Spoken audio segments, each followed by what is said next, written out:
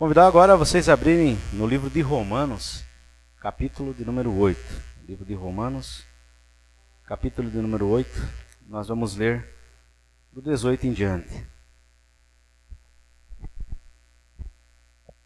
Romanos, livro de Romanos, capítulo 8. Nós vamos ler do 18 em diante.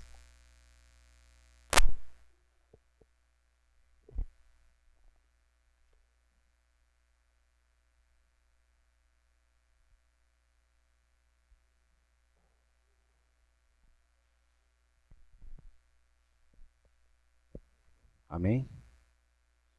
Diz a palavra: porque para mim tenho por certo que os sofrimentos do tempo presente não podem ser comparados com a glória a ser revelada em nós.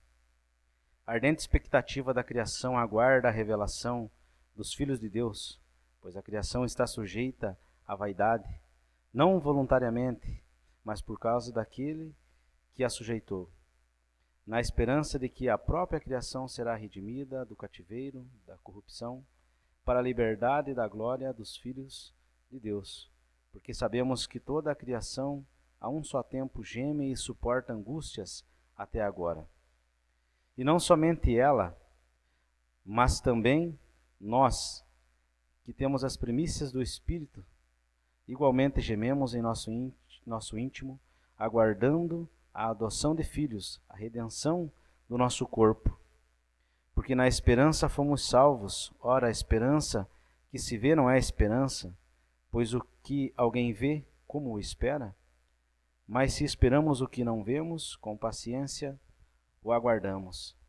Também o Espírito semelhantemente nos assiste em nossas fraquezas, porque não sabemos orar como convém, mas o mesmo Espírito intercede por nós sobremaneira, com gemidos inexprimíveis.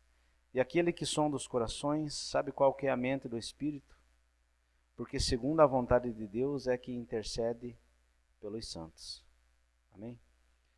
Vamos fazer um paralelo rapidinho lá no livro de Jó, capítulo 42. Eu vou ler para vocês, 42:5. Eu te conhecia só de ouvir, mas agora os meus olhos te veem. Só até aqui.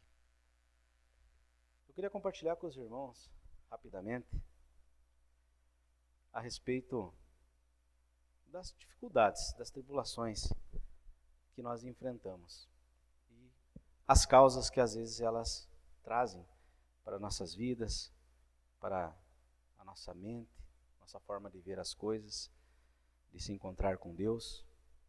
E para a gente ilustrar, eu quero contar duas histórias rapidinhas. Uma, agora, que aconteceu comigo essa semana, e confesso que me assustou.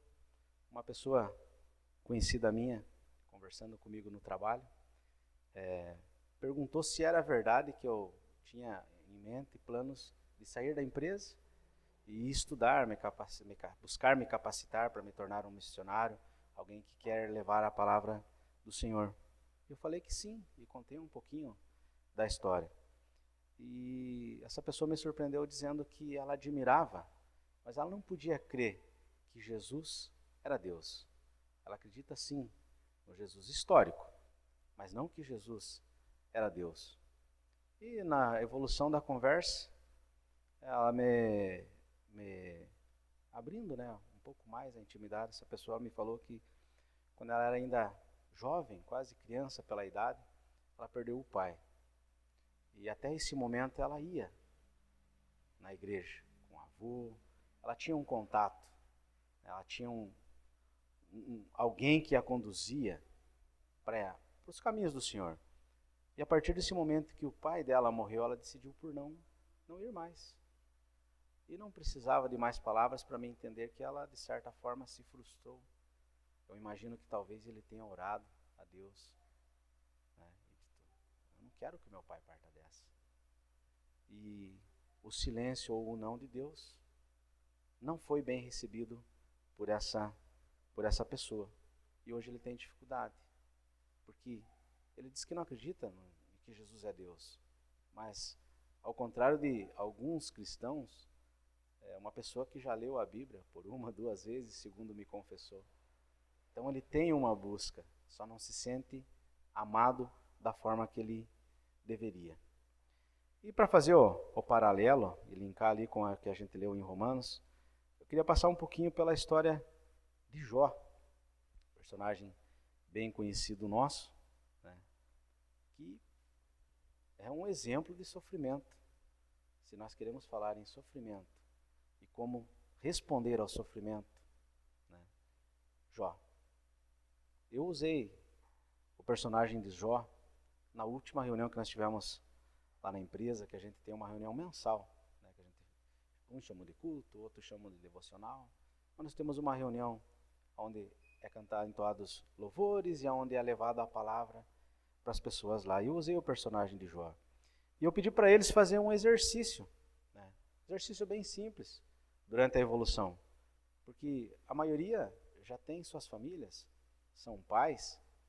E eu falei, imagina que você está de boa aqui agora sentado e alguém chega aqui correndo tudo e dizendo, cara, tua casa desabou. Não tem mais casa. E pior ainda, dentro dessas casas, estava teu filho. Não tem mais filho. Teu carro foi roubado. Teus bens foram levados. Um exercício que, se você for realmente executá-lo, vai trazer um pouco de angústia. Dizem aí os especialistas que a mente da gente, quando a gente pensa, há reações químicas que fazem o teu corpo sentir coisas reais, mesmo não sendo real. Então é a questão do pensamento. A importância de ocuparmos o pensamento com aquilo que só seja bom, aquilo que exalta o nome do nosso Deus, tudo aquilo que é agradável. Né? E a gente fez esse exercício lá e eu pedi para fazerem mais uma vez.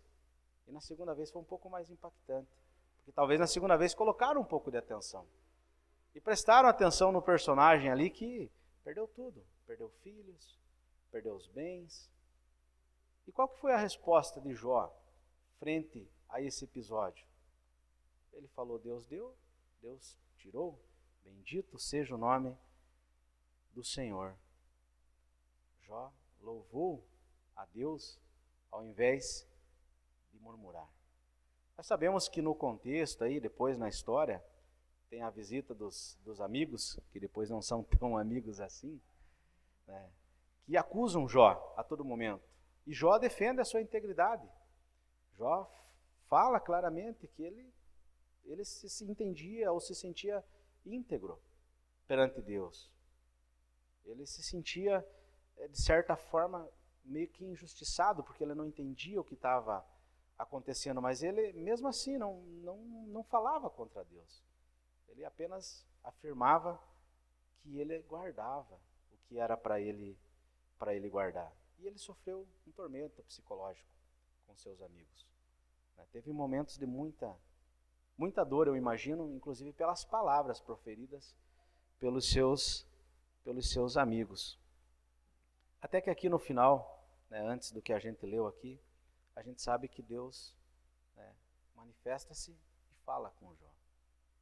E ele começa a falar com Jó. E eu, quando estava relendo, estudando a história de Jó, é possível a gente perceber que Deus, quando ele vem ali para falar com Jó, ao contrário do que talvez nós esperaríamos, ele não chega e diz, Jó, eu ouvi tua oração. Jó, eu entendi que você está sofrendo. Eu entendi que você, precisa de um abraço. Vem cá, Jó, vou te abraçar. Não, Deus, quando chega para falar com Jó, ele já chega, como diz no termo no futebol aí, já chega de sola, né? Aonde que você estava quando eu criei tudo, do nada? Quando eu coloquei o firmamento das coisas, Deus chega mostrando a sua soberania, a sua grandeza para Jó. Nas coisas visíveis, nas coisas que estão aí, exemplificadas na natureza. E após Deus falar um pouquinho da sua glória, da sua sabedoria, após Deus mostrar para Jó que a sabedoria dele era nada, ele não poderia pedir justiça a um Deus totalmente justo. Ele não poderia usar ali de de provérbios, de conhecimento humano para indagar a Deus. Deus mostra para ele que ele é supremo em todas as coisas. E Jó teve apenas uma atitude, aí no final também, que foi dizer para Deus que ele entendia, que ele entendeu a grandeza de Deus, que ele falava de coisas que eram altas, elevadas demais para o conhecimento dele, eram maravilhosas demais para o conhecimento dele, que ele achava que ele conhecia Deus, mas ele não conhecia, ele conhecia apenas de ouvir. Mas naquele momento os olhos dele passaram a ver, não os olhos físicos, porque a manifestação de Deus não foi uma manifestação, uma presença real de Deus. Não é os olhos físicos, o olhar espiritual. O coração terminou de quebrantar, o coração terminou de entender a majestade e a soberania de Deus na vida dele. E a partir desse momento, nós sabemos que Deus conclui essa história de Jó, abençoando Jó sobre medida. E eu conversando com esse senhor, eu falei para ele, irmãos, que aqui não nos foi prometido apenas alegria. E isso é para falar para mais jovens, que hoje é o público mais jovens, né? É um pouco complicado. E eu confesso que eu já fui um dos críticos de ouvir o pastor Joel aqui falando isso, que Deus não está preocupado com a nossa alegria. Talvez soa pesado.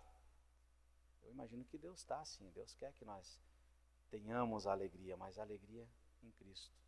E se aqui for momentos de tristeza, a alegria principal que Deus propõe para nós está no porvir.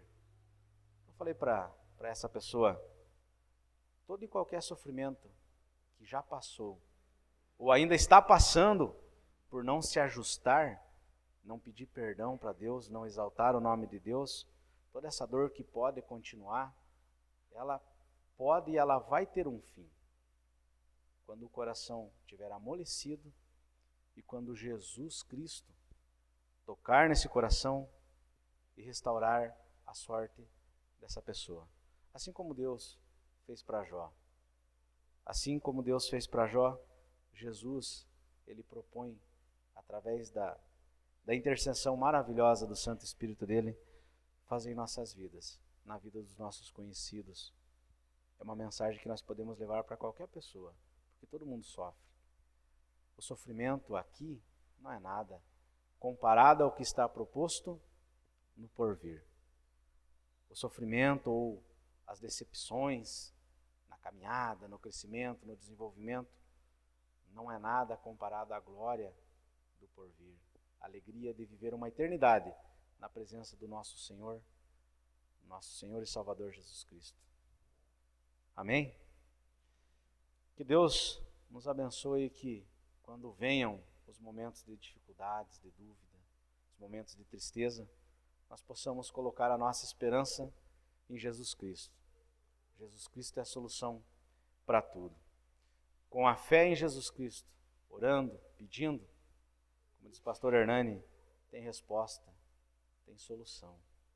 Que Deus nos abençoe, que nós possamos ter uma esperança viva, que se aqui não for tão bom, a eternidade vai ser maravilhosamente boa. Amém? Deus e muito nos abençoe. Vou pedir para o Clayton fazer uma oração encerrando.